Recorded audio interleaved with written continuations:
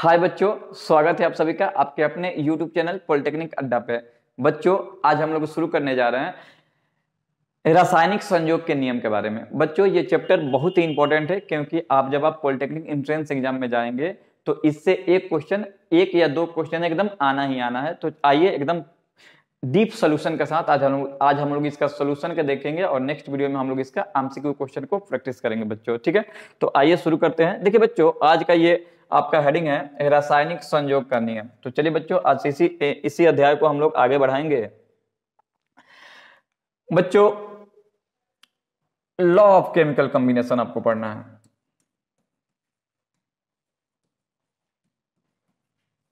Law of chemical combination.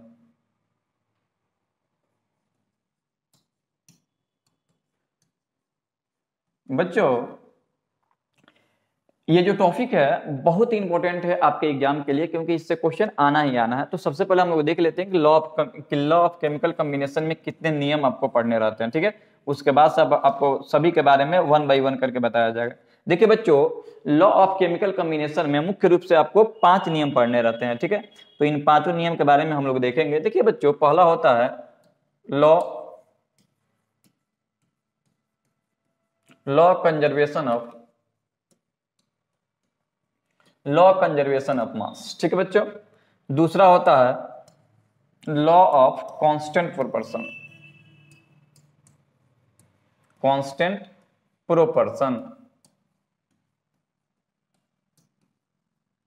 और तीसरा होता है लॉ ऑफ मल्टीपल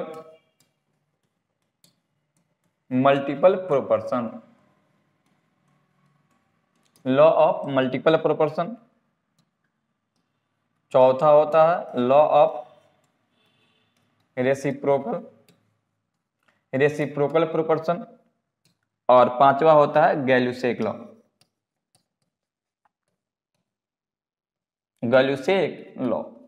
बच्चों, लॉ ऑफ केमिकल कॉम्बिनेशन में आपको ये 5 नियम पढ़ने रहते हैं। पहला है लॉ कंजर्वेशन ऑफ मास, दूसरा है लॉ ऑफ कांस्टेंट प्रोपोर्शन, तीसरा law of multiple proportion, fourth number law of reciprocal proportion और पांचवा गैल्यूसेक लॉ। तो बच्चों, इस वीडियो में हम लोग इन 5 लॉ के बारे में हम लोग डिस्कशन करने वाले हैं फुली एक्सप्लेनेशन के साथ, इसमें क्या क्या होता है, ठीक है, और क्या क्या नहीं होता है इसमें। तो आइए हम लोग वन बाय वन करके इसको शुरू करते हैं कि लॉ ऑफ केमिकल कॉम्बिनेशन में क्या होता है। बच्चों, लॉ ऑफ केमिकल कॉम्बिनेशन का पहला जो नियम था,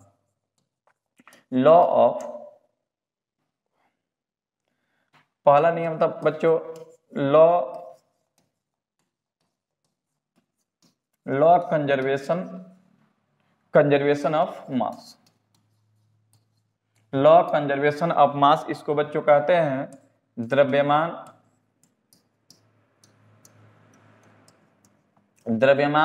संरक्षण सिद्धांत, या इसी का एक और नाम होता है द्रव्य की अंशवरता का नियम।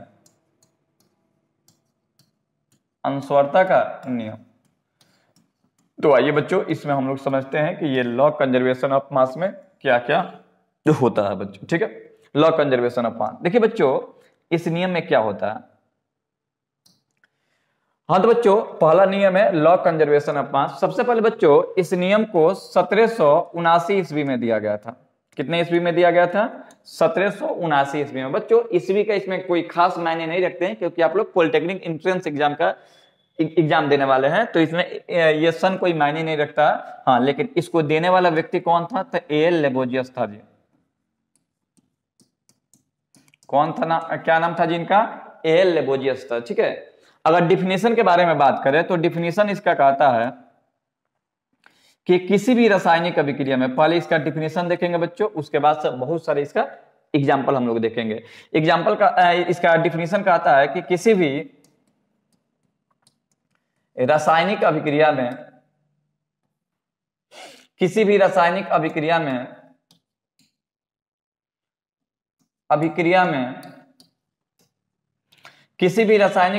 में अभिकारक का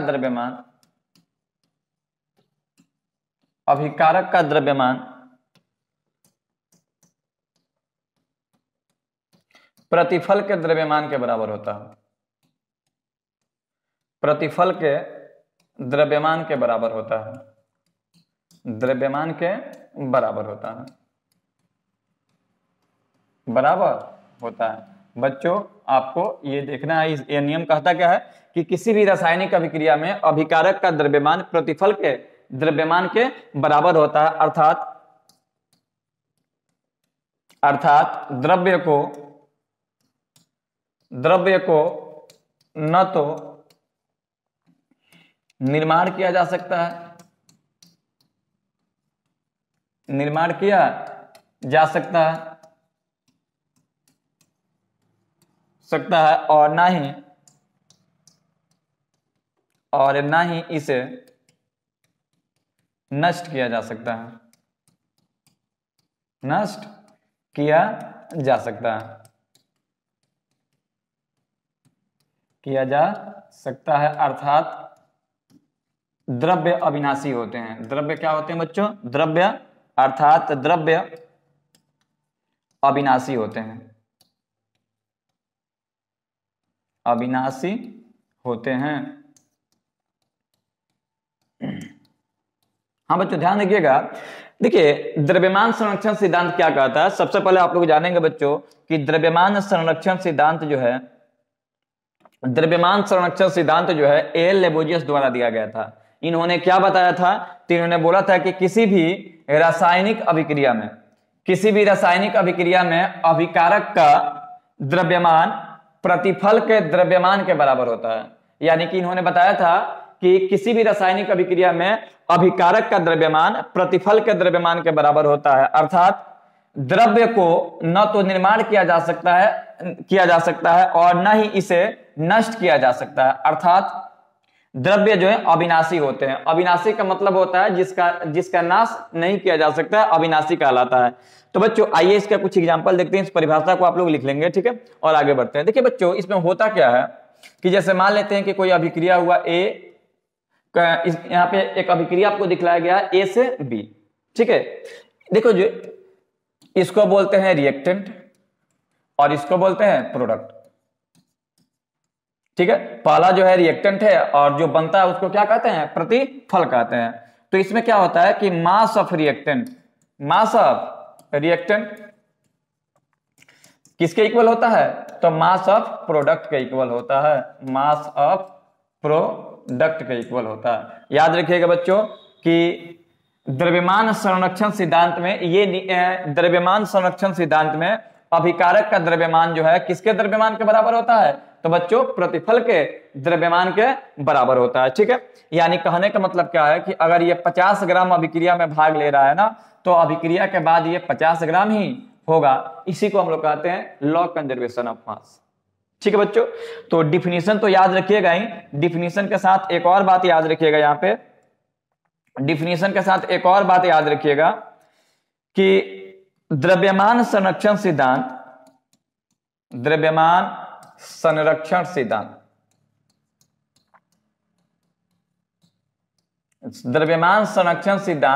रासायनिक अभिक्रिया के लिए लागू होता है,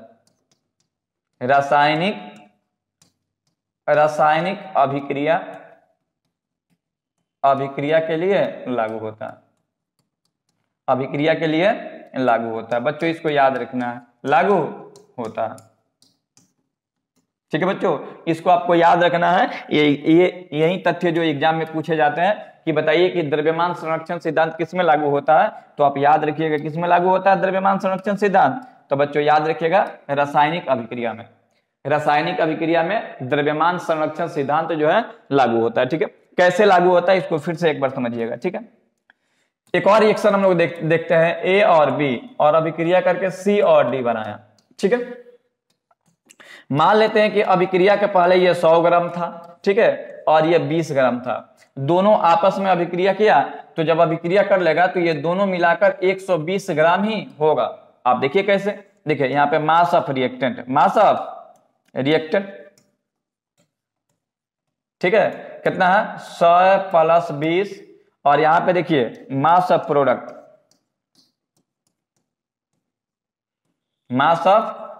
कितना है बच्चों तो यहाँ पर भी 100, दोनों मिलाकर 120 ग्राम है। जब ये दोनों बराबर हो जाएंगे बच्चों तो हम लोग कहेंगे कि यह समीकरण जो है द्रव्यमान संरक्षण सिद्धांत का पालन कर रहा है। ठीक है बच्चों, देखिए कोई भी रासायनिक अभिक्रिया हो, अगर रासायनिक अभिक्रिया है तो द्रव्यमान संरक्षण सिद्धांत का पालन करेगा, याद रखिएगा बच्चों। ठीक है, और इसका कमी क्या है, तो इस कमी को आप लोग एकदम याद रखिएगा, लिमिटेशन। देखिएगा हर चीज का कुछ विशेषता होता है, यानी कुछ फीचर होता है और कुछ लिमिटेशन होता है। लिमिटेशन यहाँ पे सीमा बोलिए या फिर दोष बोलिए, ठीक है ना। इसका दोष क्या है, तो एक बहुत ही इसका इंपॉर्टेंट दोष है कि यह नियम जो है, यह नियम रासायनिक नहीं जी, यह नियम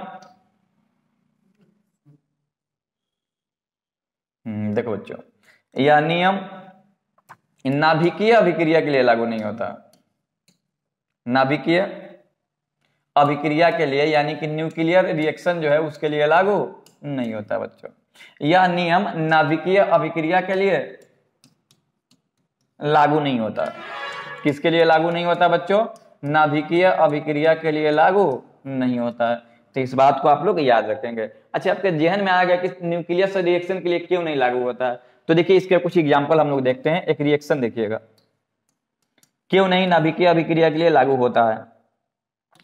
तो नाभिकीय अभिक्रिया में देखिए होता क्या है, जैसे कि मान लेते हैं कि ये यूरेनियम है, ठीक है, आप न्यूट्रॉन से इसका बम्बार्डिंग कराए तो बेरियम और क्रिप्टन बनता है और इसके साथ कुछ न्यूट्रॉन भी उत्पन्न होता है। देखिएगा इसका जो मास होता है ना, इसके मास से थोड़ा सा क्या होता है, कम होता है।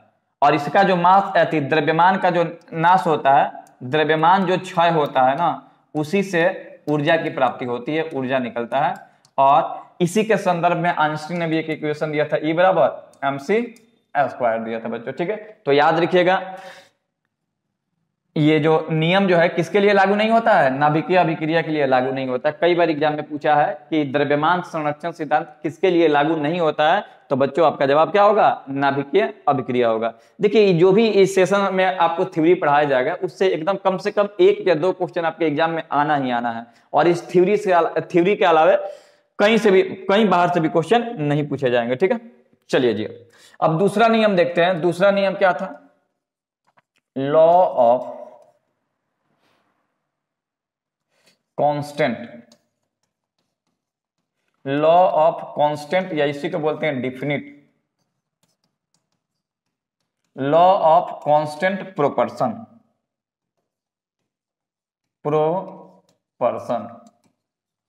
इसको बोलते हैं स्थिर, इसको बोलते हैं बच्चों स्थिर। कांस्टेंट का मतलब क्या होता है, स्थिर होता है। ठीक है, या इसी को बोलते हैं निश्चित। निश्चित समानुपात का नियम, समानुपात का नियम। तो आइए बच्चों इसको शुरू करते हैं। निश्चित समानुपात का नियम क्या है, ठीक है, निश्चित समानुपात का नियम क्या है। चलिए बच्चों इसको हम लोग देखते हैं। देखिए बच्चों यह नियम जो है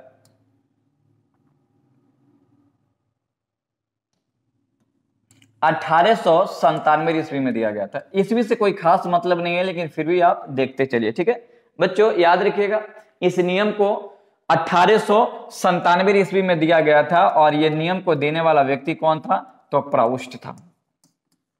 ठीक है, ओहो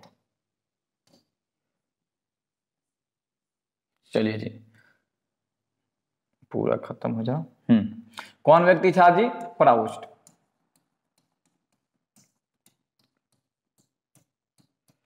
याद रखिएगा बच्चों इस नियम को कब दिया गया था, तो 1897 में दिया गया था और देने वाला व्यक्ति कौन था, प्राउस्ट था। ठीक है, और आपसे पूछा जाए कि यह नियम किसके रिगार्डिंग दिया गया था, तो आप बोलिएगा कि कंपाउंड के रिगार्डिंग दिया गया था। कंपाउंड बोले तो यौगिक। तो बच्चों सबसे पहले हम इसका डिफिनीशन लिखेंगे, उसके बाद से आपको इसमें जो भी इसका फीचर है, जो भी इसका डिफिनीशन का मतलब है, उन सारे मतलब को हम लोग समझेंगे और समझते हुए इसको आगे बढ़ेंगे। देखिए बच्चों इसका डिफिनीशन क्या होता है। डिफिनीशन होता है, देखिए बच्चों इसमें डिफिनीशन देखिए जब भी आप कंपटीशन एग्जाम का तैयारी करते हैं तो डिफिनीशन लंबा चौड़ा नहीं लिखना है, बस आप इसको अच्छा से देखिएगा और इसका शॉर्ट नोट्स आप लोग बना लीजिए ताकि एग्जाम के समय आप लोग सबको देख करके इसको जाना है। और बच्चों अगर आप इस चैनल पे आ ही गए हैं तो आप इत्मीनान के साथ, धैर्य के साथ एकदम शुरू से लेकर अंत तक बने रहिए, और जो भी इस चैनल पे जो भी वीडियो आपको पढ़ाया जाएगा एकदम आपके एग्जाम के लिए यूजफुल होगा। ठीक है बच्चों, तो आप लोग मैं एकदम समय निकालकर वीडियो को आप लोग देखते रहिए। देखिए नियम क्या था जी, स्थिर अनुपात का नियम। तो स्थिर अनुपात का नियम क्या कहता है कि किसी भी यौगिक में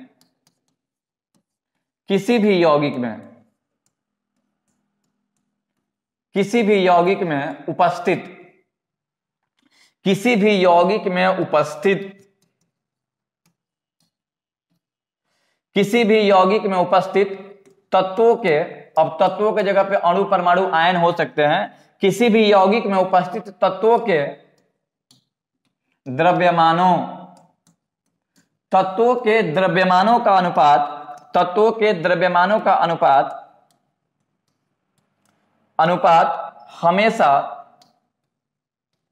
हमेशा स्थिर होता है। स्थिर बोले तो नियत होता है। क्या होता है बच्चों? नियत। किसी भी यौगिक में उपस्थित तत्वों के द्रव्यमानों का अनुपात हमेशा स्थिर होता है चाहे आप उस यौगिक को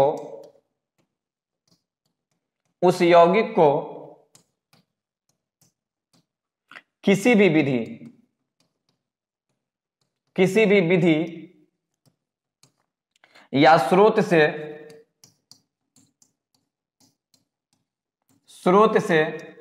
क्यों नहीं प्राप्त करें।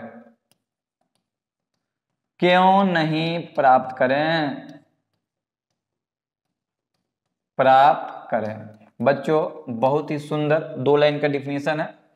देखिए डिफिनीशन क्या कहता है, डिफिनीशन एकदम सीधा सा है बच्चों। डिफिनीशन कहता है कि किसी भी यौगिक में उपस्थित तत्वों के द्रव्यमानों का अनुपात हमेशा स्थिर होता है। स्थिर बोले तो कांस्टेंट होता है, चाहे आप उस यौगिक को किसी भी विधि या स्रोत से क्यों नहीं प्राप्त करें। आइए बच्चों इसका एग्जांपल देखते हैं। यहाँ पे एग्जांपल देखिएगा बच्चों। देखिए अगर हम वाटर की बात करें, वाटर का फॉर्मूला क्या होता है बच्चों? वाटर को जल कहते हैं और जल का फॉर्मूला क्या होता है? H2O। देखिए बच्चों अगर वाटर की बात करें तो आप वाटर को बहुत सारे सोर्स से प्राप्त कर सकते हैं, जैसे कि रिवर वाटर हो सकता है, हैंड पंप वाटर हो सकता है, ठीक है, किसी प्रकार का वाटर हो सकता है। वाटर को प्राप्त करने का तरीका मेनी हो सकता है बच्चों, ठीक है ना। आप मेनी वे से इसको आप ऑब्टेन कर सकते हैं, प्राप्त कर सकते हैं, लेकिन इसमें जो एलिमेंट है ना उसके मास का रेशियो हमेशा फिक्स होगा। आइए देखते हैं कैसे। देखिए बच्चों H2O है, तो H2O में क्या है, अगर इसका रेशियो निकाले, कौन सा रेशियो निकालना है बाबू?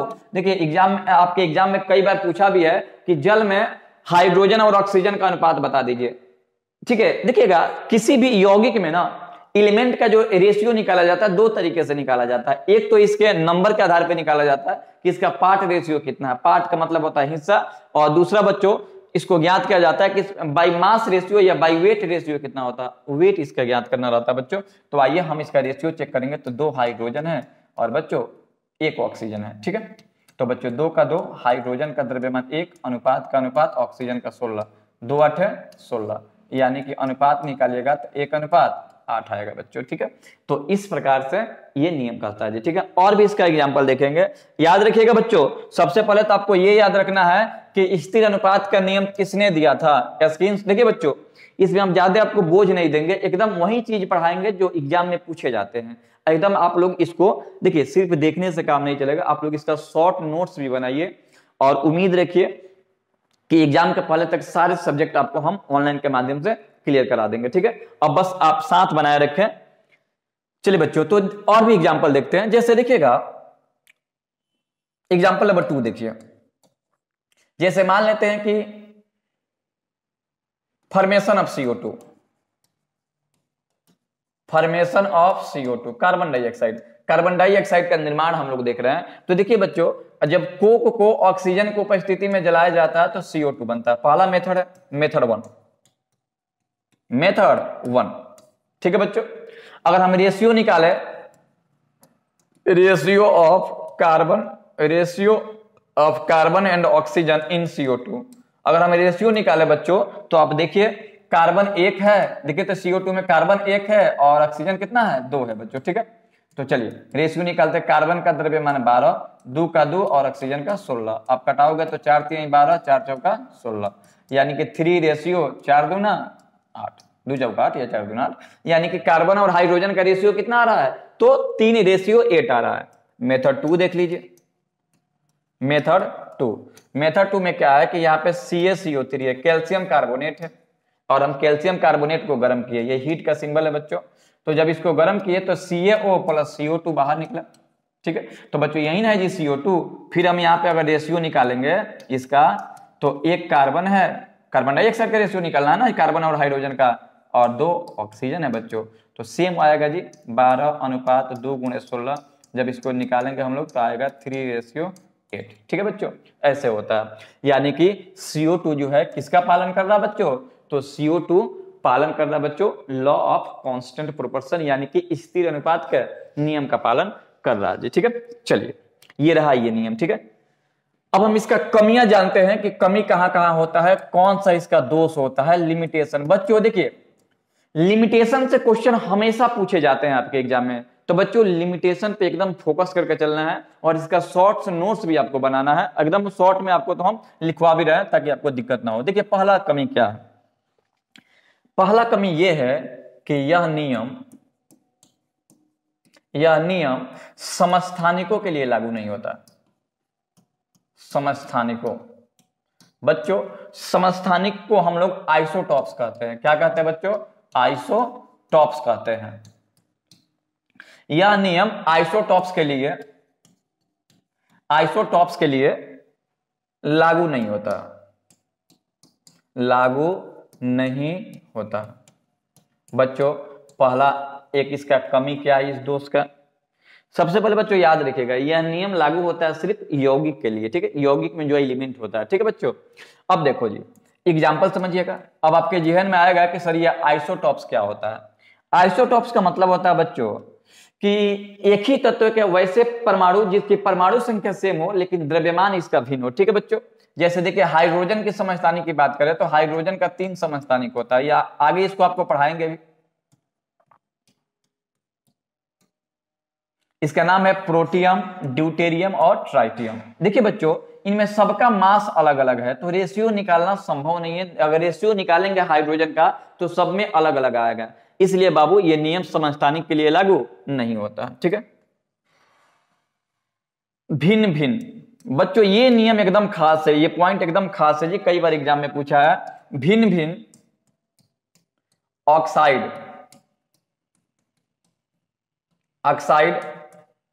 भिन्न भिन्न ऑक्साइडों के लिए यह नियम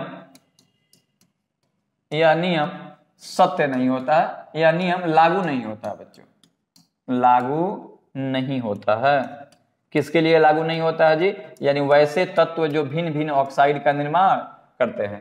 अगर कोई भी दो एलिमेंट अगर भिन्न भिन्न ऑक्साइड का निर्माण कर ले बच्चों ना, तो ये उसके लिए लागू नहीं होता। कहिएगा सर एग्जांपल, जैसे CO2, ठीक है, या फिर ये एक साथ हो गया, या फिर N2O, NO, N2O3 ETC, यानी ऑक्साइड के लिए बच्चों ये लागू नहीं होता है, ठीक है बच्चों। N2O3 है, यहाँ पे लिख देते हैं N2O3।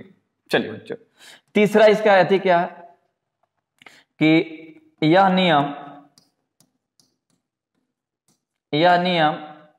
वैसे तत्वों के लिए लागू नहीं होता है, तत्वों के लिए लागू नहीं होता है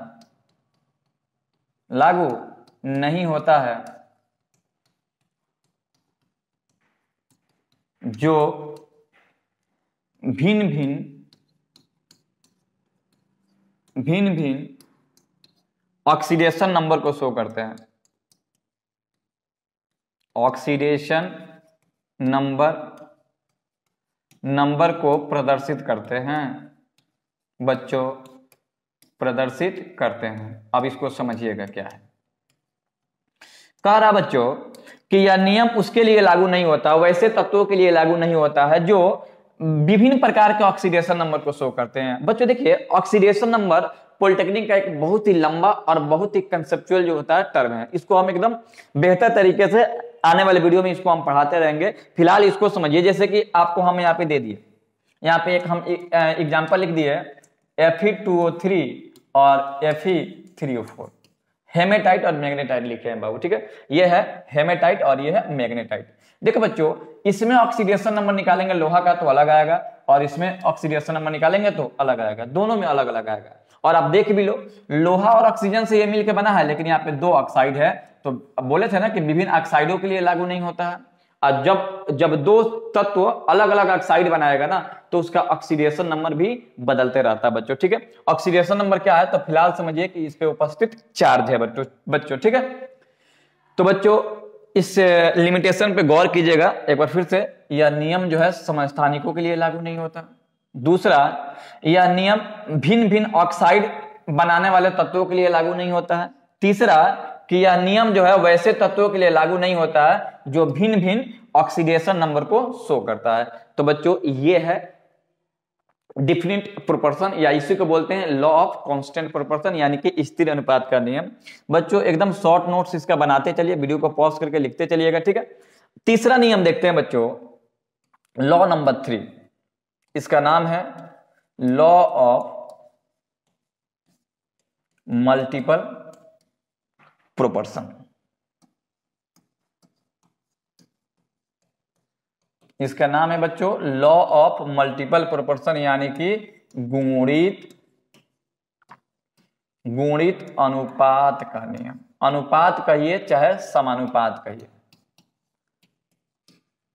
समानुपात का नियम बच्चों इसको बोलते हैं गुणित अनुपात या समानुपात का नियम। चलिए इसको शुरू करते हैं बच्चों, ध्यान से देखिएगा इसको। Law of constant proportion, law of multiple proportion, law number 3। और इससे क्वेश्चन आपके जो भी आप लोग प्रैक्टिस सेट कीजिएगा, इसमें इस लॉ से ना एक क्वेश्चन तो आपको दिख ही जाना है, इतना ये फेमस है। तो बच्चों शुरू करते हैं, देखिएगा, गौर फरमाइएगा। देखिए बच्चों, सबसे पहले तो ये नियम को 1803 में सन लिख दे रहा है, लेकिन ये कोई ज्यादा जरूरी नहीं है। और इस नियम को देने वाला व्यक्ति कोई और नहीं थे, डाल्टन साहब से। किसके द्वारा दिया गया था ये? देखिए नाम जरूर याद रखिएगा, क्योंकि नाम पूछा जाता है बच्चों, याद रखिएगा। गुणित अनुपात का नियम डाल्टन के द्वारा दिया गया था, और कब दिया गया था? तो ये 1803 में ईस्वी में दिया गया था। इसके रिगार्डिंग एक और बात याद रखिएगा कि यह नियम ऑक्साइड के लिए लागू होता है। किसके लिए लागू होता है बाबू? ऑक्साइड के लिए यह नियम लागू होता है। संक्षिप्त में इस बात को आप लोग नोट रखेंगे कि यह नियम किसके लिए लागू होता है बच्चों? तो यह नियम जो है ऑक्साइड के लिए लागू होता है। बड़ा मजेदार ये थ्योरी है, ध्यान दीजिएगा बच्चों। सबसे पहले तो इसका डिफिनीशन देखेंगे हम कि डिफिनीशन क्या है, ठीक है बच्चों।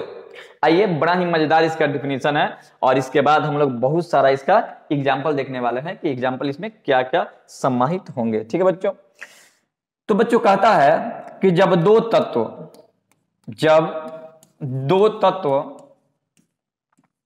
आपस में अभिक्रिया करके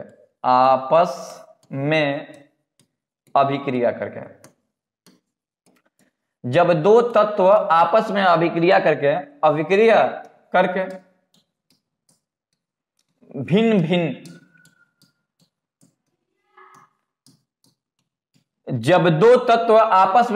करके भिन्न भिन्न यौगिक का निर्माण करते हैं, यौगिक का निर्माण करते हैं।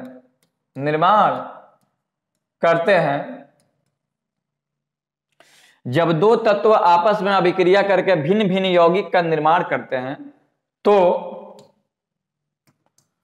उसमें एक तत्व का निश्चित द्रव्यमान जो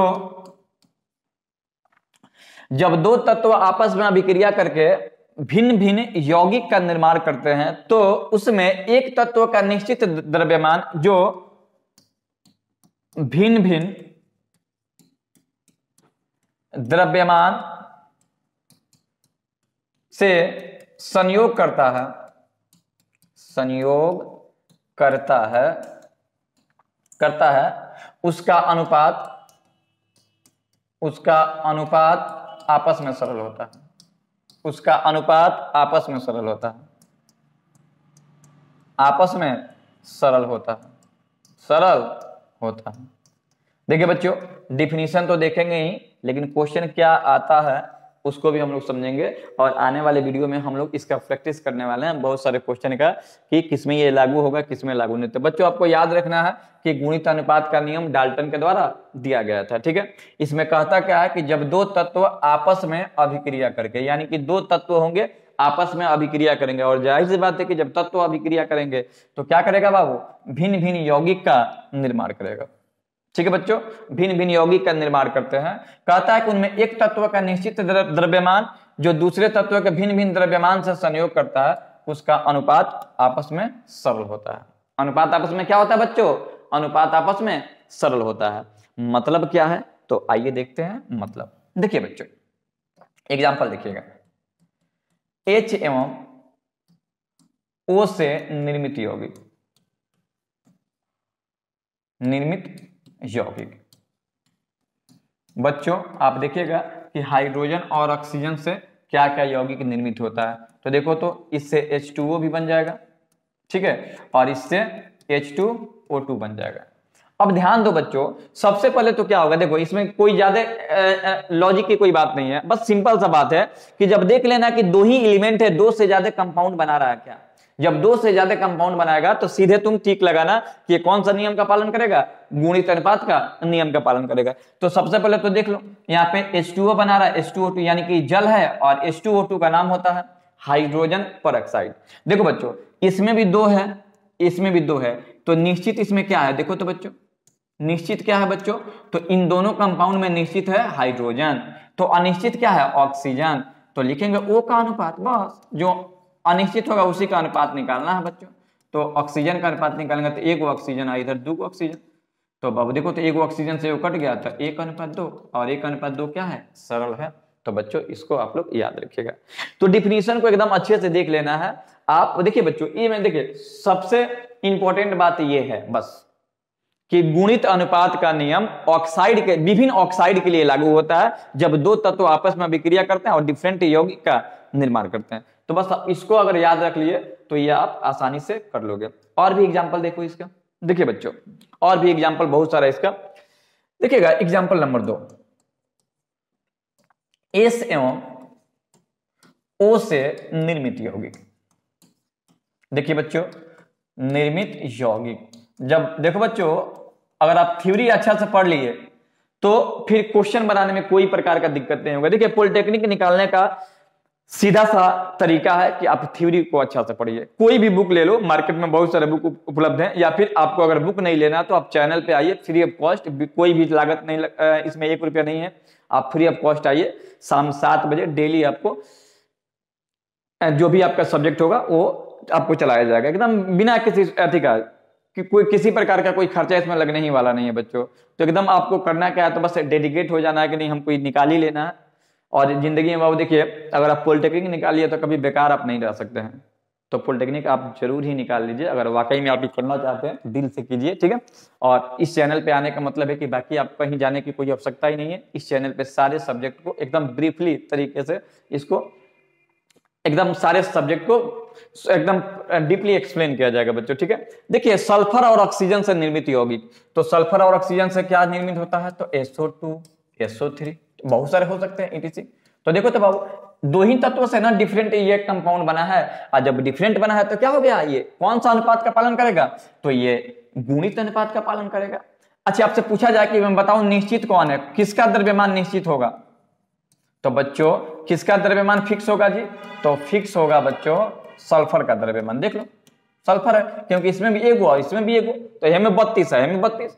अब वो देखिए यहाँ पे अनफिक्स कौन है, अनफिक्स कौन है बाबू, तो ऑक्सीजन है।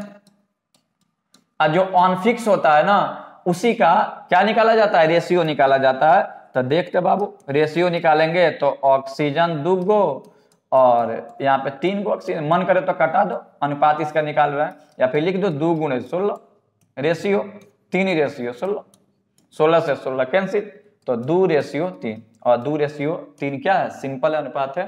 तो ये भी आपका एग्जाम्पल हो जाएगा। बच्चों अब जो एग्जाम्पल बताने जा रहा है ना, वो काफी लाजवाब एग्जाम्पल है। ये सिर्फ पॉलिटेक्निक के लिए ही नहीं, बहुत सारे एग्जाम में इससे क्वेश्चन पूछे जा चुके हैं। तो आइए उस एग्जाम्पल को समझते हैं। एग्जाम्पल क्या है बच्चों, ठीक है, चलिए एग्जाम्पल नंबर 3, नाइट्रोजन एवं ऑक्सीजन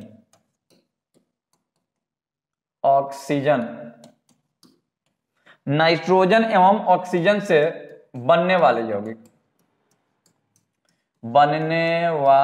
यौगिक, इसी को आप ऑक्साइड भी बोल सकते हो। तो बच्चों याद रखिएगा, नाइट्रोजन से जो टोटल ऑक्साइड बनता है वो 5 होता है। कितना ऑक्साइड बनता है जी, 5 ऑक्साइड बनता है। आइए देखते हैं ऑक्साइड नेम, ठीक है। एन का द्रव्यमान, एन माने क्या, नाइट्रोजन। बड़ा आनंद आएगा बाबू इसमें, क्योंकि ये इंपॉर्टेंट है सबसे। अगर कोई इंपॉर्टेंट है इस टॉपिक में टर्म, तो ये एग्जाम्पल है, क्योंकि एग्जाम्पल समझ जाओगे तो इसमें बहुत सारे नोट लिखने वाले हैं और ये आपके एग्जाम में काफी कारगर साबित होंगे। ओ का द्रव्यमान, ओ माने ऑक्सीजन का द्रव्यमान, और उसके बाद से सिंपल रेशियो हम लोग लिखेंगे।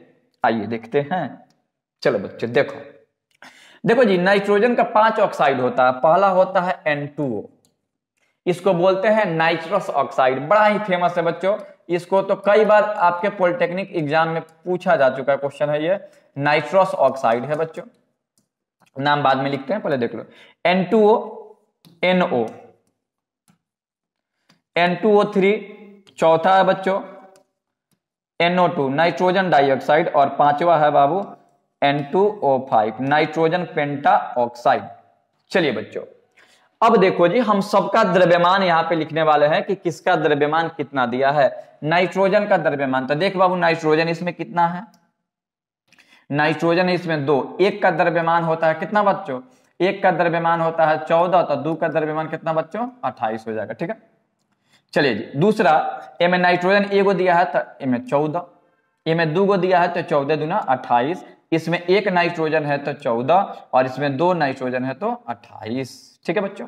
चलिए ऑक्सीजन का होता है 16, ऑक्सीजन का द्रव्यमान कितना होता है बच्चों, 16, तो यहाँ पे 16 एक है, यहाँ पर भी यहाँ पे 1 है बच्चों, तो ये भी क्या हो गया 16। ये देखो यहाँ पे 3 ऑक्सीजन है, तो 1 का 16, तो 3 का 16 तिहाई 48, 2 है तो 16 दूना 32, और यहाँ पे 5 है तो 16 पच्चे 80। अब देखो जी, याद कीजिए नियम को बाबू। देखिए आपको देखने से तो लगेगा कि आप कहिएगा कि सर इसमें नियम कहां लागू हो रहा है, आप तो कहिएगा कि इसमें तो गुणित अनुपात का नियम लागू नहीं हो रहा। तो बच्चों याद रखिएगा इसमें लागू होता है, किसका, कौन सा नियम लागू होता है, गुणित अनुपात लागू होता है, गुणित अनुपात बच्चों, ठीक है। और ये गुणित अनुपात का ना सबसे चर्चित जो है ना एग्जाम्पल है, बहुत ही शानदार है, कई दफा इससे क्वेश्चन आपके एग्जाम में आए हैं बच्चों। देखिएगा जी, अब हम करेंगे क्या बच्चों कि इसमें किसी एक को फिक्स करेंगे। फिक्स करने का मतलब क्या है बच्चों, देखो यहाँ पे 28 है, यहाँ पे 28 है, यहाँ 28 है, यहाँ 14 है, 14। तो अब हम करेंगे क्या बच्चों, करने का सिंपल सा तरीका क्या है, या तो हम इसको 14 कर देंगे या फिर इसको 28 कर देंगे। तो इसे 28 करने के लिए 2 से गुना कर दे, देखो तो बच्चों अभी 28 हो गया। जब 2 से इसमें गुना करेंगे तो 2 से इसमें भी गुना करेंगे, क्योंकि भाई ऑक्साइड है तो एक संख्या में, जैसे मान लेते हैं यहाँ पे 2 से गुना करेंगे तो इसमें भी करेंगे और इसमें भी करेंगे, देख लीजिए दोनों में करेंगे ना। तो अगर हम 14 को 28 करते हैं तो 16 को कितना करेंगे बच्चों, 32 करेंगे। यहाँ 28 है तो सही है, अब यहाँ 14 है तो 2 से गुना कर दे, 28 हो गया ये भी, ठीक है। अब ये देखो इसमें भी 2 से गुना करेंगे तो 32 गुना कितना हो गया, 64। ये 28 है तो ये भी 28 है। अब बच्चों आपसे पूछा जाए कि बताओ इसमें फिक्स कौन है, तो फिक्स कौन है बाबू, तो नाइट्रोजन हो गया फिक्स। देखो ध्यान से एकदम, नाइट्रोजन फिक्स हो गया बिल्कुल। ऑन फिक्स कौन है, तो ऑन फिक्स हो गया ऑक्सीजन। बच्चों बहुत ही खास है ये थ्योरी, ऑक्सीजन है बच्चों, ठीक है। अब रेशियो अगर निकालना है तो ratio of oxygen, ratio of oxygen. तो बच्चों ऑक्सीजन का हम रेशियो निकालेंगे, तो ध्यान दो जी, रेशियो कैसे निकालेंगे, तो देखो यहाँ पे है 16 पहला, दूसरा कितना है 32, तीसरा कितना है 48, चौथा कितना है 64 और पांचवा कितना है 80 है। आप अनुपात निकालने का क्या, 16 से भाग दीजिए, 16 कम 16, 16 दूना 32, 16 तीन 48, 16 चौका 64, 16 पच्चीस 80। यानी अगर रेशियो ऑक्सीजन का चेक हम लोग करें तो 1:2, :3, :4, आप बच्चों कहीं से भी बुक पढ़िए, इससे अच्छा आपको कहीं नहीं मिलेगा और किसी चैनल पे भी नहीं मिलेगा।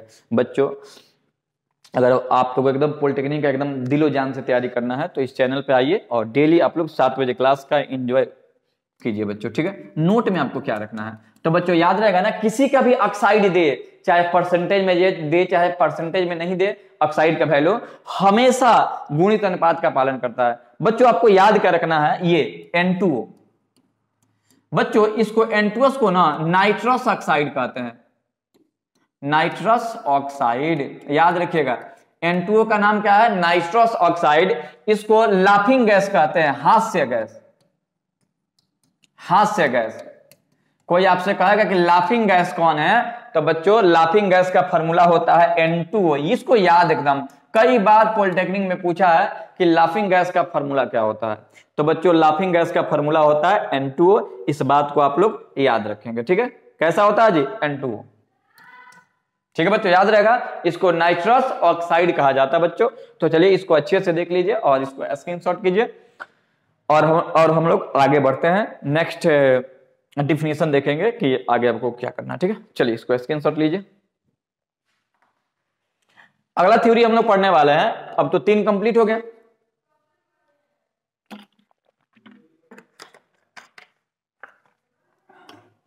हाँ तो बच्चों चलिए नेक्स्ट क्या देखना है, थ्योरी नंबर 4 और इसका नाम है लॉ ऑफ रेसिप्रोकल।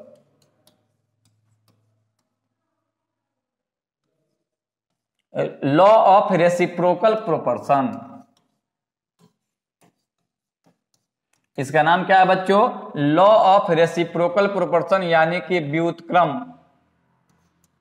व्युत्क्रम अनुपात, अनुपात कहिए बच्चों या समानुपात कहिए, कोई बात नहीं है, समानुपात, व्युत्क्रम समानुपात का नियम। चलिए बच्चों यह नियम क्या है बच्चों, तो व्युत्क्रम समानुपात का नियम है, बड़ा ही खास है, ठीक है। और इसका डिफिनीशन तो और भी खास है। आइए देखते हैं एग्जांपल के माध्यम से। सबसे पहले कि इसका इंट्रोडक्शन कब हुआ था, तो बच्चों इसका इंट्रोडक्शन हुआ था 1792 में, यानी कि सब नियम से पहले इसी का यही नियम आया था 1792 में, लेकिन इसको पढ़ते बाद में है। और यह नियम जो है ना बच्चों रीचर के द्वारा दिया गया था, रीचर या रिक्टर इसको पढ़ सकते हैं। हाँ बच्चों इसको देखिएगा, 2 नाम से इसको जानते हैं बच्चों, रीचर इसको कहिए या इसको आप रिक्टर कहिए। दोनों नाम में से कोई अगर नाम आता है एग्जाम में, दोनों एक ही नाम है, रीचर या रिक्टर। बच्चों याद रखिएगा लॉ ऑफ रेसिप्रोकल प्रोपोर्शन जो है रिक्टर द्वारा दिया गया था या रीचर द्वारा दिया गया था, दोनों एक ही नाम है। यह नियम कहता क्या है, सबसे पहले तो बच्चों याद रखिएगा कि इस नियम में तत्व जो है ना 3 तत्व भाग लेते हैं। कितने तत्व बाबू, 3 तत्व भाग लेते हैं बच्चों। आप इस बात को याद रखिएगा। सबसे पहले आपको एकदम कंफर्म होना चाहिए कि व्युत्क्रम अनुपात के नियम में 3 एलिमेंट भाग लेते हैं। कितने एलिमेंट भाग लेते हैं बच्चों, 3 एलिमेंट भाग लेते हैं। पहले इसका डिफिनीशन लिख देते हैं, उसके बाद से इसके बारे में। तो देखो इस नियम का कंक्लूजन अब तुम यही याद रखो बच्चों कि बस इसको कौन दिया था, तो रीचर या रिक्टर। और इसमें कितने तत्व भाग लेते हैं बच्चों, 3 तत्व भाग लेते हैं कम से कम। अब इसका डिफिनीशन देखिएगा, डिफिनीशन क्या है बच्चों, डिफिनीशन कहता है कि जब, बहुत शानदार डिफिनीशन है बच्चों, गौर कीजिएगा, कहता है कि जब 2 तत्व की भिन्न भिन्न द्रव्यमान, भिन्न द्रव्यमान, जब 2 तत्व की भिन्न भिन्न द्रव्यमान किसी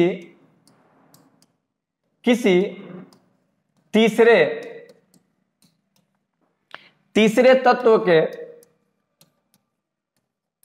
निश्चित द्रव्यमान से संयोग करता है, निश्चित द्रव्यमान से संयोग करता है, संयोग करता है, तो उसका अनुपात,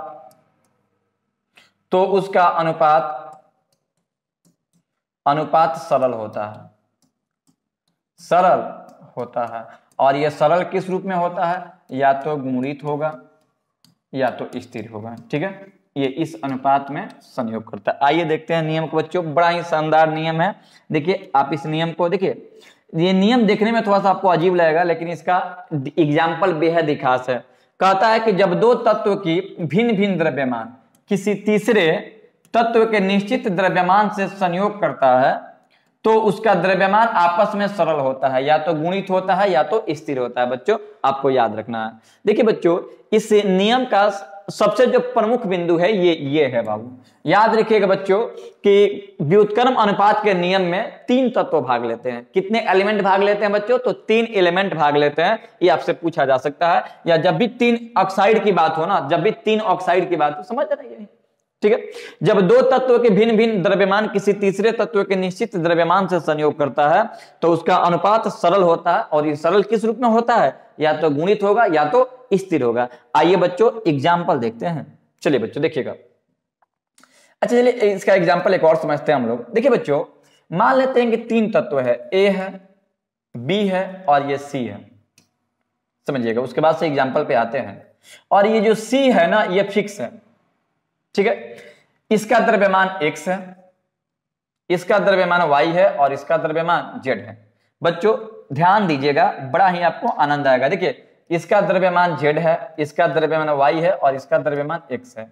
मान लेते हैं ये दोनों कंपाउंड अभिक्रिया करता है और AB बनाता है। ये दोनों अभिक्रिया करके AC बनाता है और ये दोनों अभिक्रिया करके BC बनाता है। देखो तो AB जब अभिक्रिया करेगा तो इसका जो द्रव्यमान होगा वो क्या होगा? x अनुपात y होगा। ध्यान दीजिएगा बच्चों, देखिए इसका B का द्रव्यमान है y और A का द्रव्यमान है x। तो AB जब अभिक्रिया किया तो A का द्रव्यमान कितना है? x है और B का y है, तो अनुपात क्या हो गया? y। जब ये दूसरा आपस में अभिक्रिया करेगा तो AC बनाएगा, अनुपात क्या होगा? तो x अनुपात z। बस कहानी यहीं पे छुपा हुआ है। कहता है कि जब दो तत्व की भिन्न भिन्न मात्रा है, देखो तो इसकी मात्रा z है और इसकी y है और इसकी मात्रा z है, भिन्न भिन्न है ना। और तीसरे तत्व के निश्चित मात्रा से, ये फिक्स है बच्चों। फिक्स का मतलब क्या है? कि निश्चित है।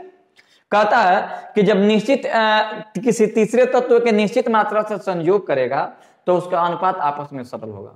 मतलब क्या है कि अगर अब इसका तुमको अनुपात निकालना है, किसका? BC का, तो अनुपात निकालने की आवश्यकता नहीं है। x से x कैंसिल, y अनुपात z हो जाएगा। देख लो यहाँ पे इसका वैल्यू y और इसका वैल्यू z, तो आपको निकालने की भी आवश्यकता नहीं है yz। और ये yz कैसा होगा? सरल। बहुत विद्यार्थी कहेंगे कि ये तो ऊपर से चला गया, समझ में नहीं आया। तो आइए आपके समझ को और विकसित करते हैं। इसको एक और एग्जाम्पल की सहायता से इसको देखते हैं। एग्जाम्पल, अब आइए एग्जाम्पल पे। देखिए यहाँ पे हम एक कंपाउंड बना रहे हैं और ये कंपाउंड है किससे? तो H, ठीक है, C और ये O, ये ठीक है, इससे हम यौगिक बना रहे हैं। देखिए बच्चों, इसमें हम इसको फिक्स करते हैं। ध्यान रखिएगा बच्चों, इसमें एक को फिक्स करना है, बिना फिक्स से बनेगा नहीं। तो फिक्स आप करिए लीजिएगा तो ही अच्छा रहेगा। ठीक है बच्चों, फिक्स कर लिए। ठीक है बच्चों, अब देखो इससे जो कंपाउंड बना वो CH4 बना, इससे जो कंपाउंड बना वो H2O बना, और इससे जो कंपाउंड बनेगा ये क्या बनेगा? CO2। अब रेशियो की बात करें, देखिए ये तो फिक्स है, तो यहाँ पे 2 कंपाउंड बना CH4, ठीक है, पहला। और ये दूसरा क्या बना बच्चों? ये दोनों से क्या बना? दोनों फिक्स है, H2O बना। आइए इसका अनुपात तैयार करते हैं। कार्बन का होता है 12, कार्बन का परमाणु संख्या 12, और एक हाइड्रोजन का 1 तो 4 है, तो 4, एक हाइड्रोजन का 1 तो 2 का 2, और ऑक्सीजन का 16। ठीक है बच्चों, अब ये क्या बन रहा है? CO2। तो CO2 का रेशियो आपको अलग से निकालने की आवश्यकता भी नहीं पड़ेगी, आप इसी से निकाल लोगे 16। ठीक है, पहले आप इसको कटा ही लो ना। कितना होता? 4×3 12, 4×3 12 यानी कि 3:1। और इसको हम अगर हम कटाते हैं तो 2 8 16 यानी 1:8। 1:8। तो देखो तो 1 से 1 कैंसिल हो गया तो क्या बचा? 3:8 हुआ कि नहीं हुआ बच्चों? हुआ ना 3:8। तो यही है बच्चों लॉ ऑफ रेसिप्रोकल प्रोपोर्शन। आपको देखिए इसमें कोई रॉकेट साइंस नहीं है, इसमें करना क्या है तो आपको याद रखिएगा, जब भी 3 एलिमेंट के बारे में कहे ना तो आप समझ जाइएगा कि ये व्युत्क्रम अनुपात का नियम है बच्चों, ठीक है। तो ये रहा व्युत्क्रम अनुपात का नियम, ठीक है। और ये अगला हम लोग देखते हैं,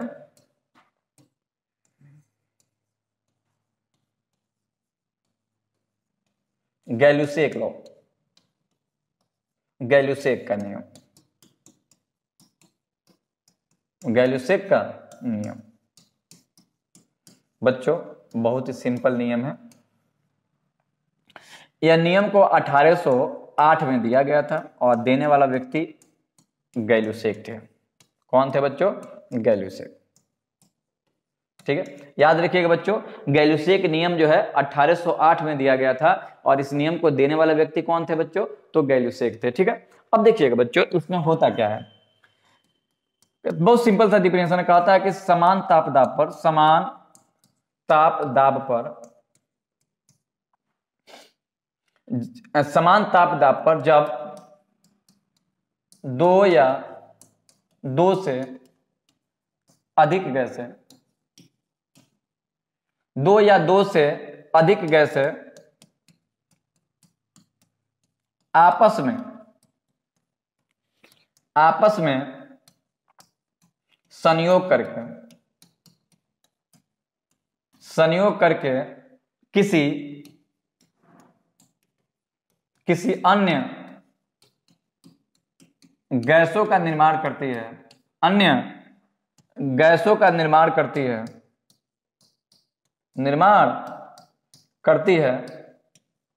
तो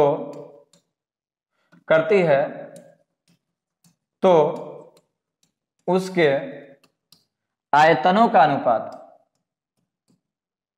उसके आयतनों का अनुपात सरल होता है। देखिए बच्चों नियम क्या है, और ये आपका आखिरी नियम है, लॉ नंबर 5 है, ठीक है। होता क्या है बच्चों देखिएगा, होता ये है इसमें, चलिए जी, हाँ जी, होता क्या है इस नियम में, कहता क्या है जी, कहता है कि समान ताप दाब पर जब 2 या 2 से अधिक गैसें आपस में संयोग करके किसी अन्य गैसों का निर्माण करती है तो उसके आयतनों का अनुपात सरल होता है। बहुत ही सिंपल सा ये क्वेश्चन है। जैसे कहने का मतलब क्या है, एग्जांपल समझिएगा, N2 plus H2, N2 plus H2, चलिए इसको हम मिटा देते हैं, आप लोग देख लीजिएगा। गैलुसेक का नियम गैलुसेक द्वारा दिया गया था, 1808 में दिया गया था बच्चों, ठीक है। इसको आप लोग याद रखिएगा। हाँ जी, एग्जाम्पल क्या होगा, तो N2 और O2 ये दोनों गैस है जी, और आपस में अभिक्रिया करके क्या बनाया, तो O2 नहीं बच्चों, N2 भी बन सकता है लेकिन हाइड्रोजन वाला बना रहा है। चलिए जी, हाँ, अभिक्रिया करके N2 और H2 अभिक्रिया करके NH3 बना रहा है, ठीक है। ये भी गैस है। अगर हम इसको बैलेंस करें तो यहाँ पे 2 कर देंगे और यहाँ पे 3 कर दिए, ठीक है। तो देखो तो इसमें गैस का जो मोल है वो कितना आ जाए, देखिए तो 1 है, यहाँ पे कुछ नहीं है तो क्या 1, यहाँ पे कितना है बच्चों 3 है, और यहाँ पे कितना है 2 है। तो अगर हम इसका रेशियो निकाले बच्चों तो इन गैसों का रेशियो कितना आया, 1V, 3V और 2V, भी कैंसिल हो गया तो 1:3:2, यही होता है अनुपात। अनुपात सरल होता है, कोई खास नहीं है। याद रखिएगा गैलुसेक का नियम सामान्य ताप दाब पर होती है, ठीक है। सामान्य ताप दाब का मतलब क्या है, सामान्य ताप दाब, ताप दाब का मतलब होता है एनटीपी, इसको एनटीपी कहा जाता है, ठीक है ना, एनटीपी या एसटीपी कहा जाता है। इस बात को आप लोग याद रखिएगा, ठीक है। चलिए ये भी हो गया। एक नोट याद रखिएगा बच्चों, नोट में आपको क्या याद रखना है, ये कई बार आपके न्यूमेरिकल बनाने में काम आएंगे या फिर कई बार तो डायरेक्ट एग्जाम में पूछ लिए जाते हैं कि एनटीपी पर 1 मोल गैस का आयतन, 1 मोल गैस का आयतन याद रखिएगा बच्चों, एनटीपी पर 1 मोल गैस का आयतन 22.4 लीटर। कितना होता है बच्चों? 22.4 लीटर या 22,400 सीसी होता है। सीसी का मतलब क्या है? तो याद रखिएगा 1 लीटर बराबर होता है 1000 सीसी। ठीक है बच्चों, सीसी, 1 सीसी को ही हम लोग 1 ml कहते हैं। सीसी का मतलब क्या है? तो सेंटीमीटर क्यूब, मीटर क्यूब। ठीक है बच्चों, जैसे आप लिखते हैं ना सीएम क्यूब, याद रखिएगा 1 सीसी यानी 1 सीसी को आप लिख सकते हैं 1 सीएम क्यूब। तो बच्चों याद रखिएगा, एकदम ये याद करने वाला चीज है बच्चों कि एनटीपी पर 1 मोल गैस का आयतन जो होता है 22.4 लीटर या 22,400 सीसी या ml होता है बच्चों। ठीक है, तो इसी के साथ बच्चों आपका ये पूरा ये चैप्टर जो होता है समाप्त होता है। बच्चों इस चैप्टर में अब इससे अलावा आपको कुछ नहीं पढ़ना है। आपको अब जितने भी अब थ्योरी था, ये सारे थ्योरी को हम इस चैप्टर में करा दिए।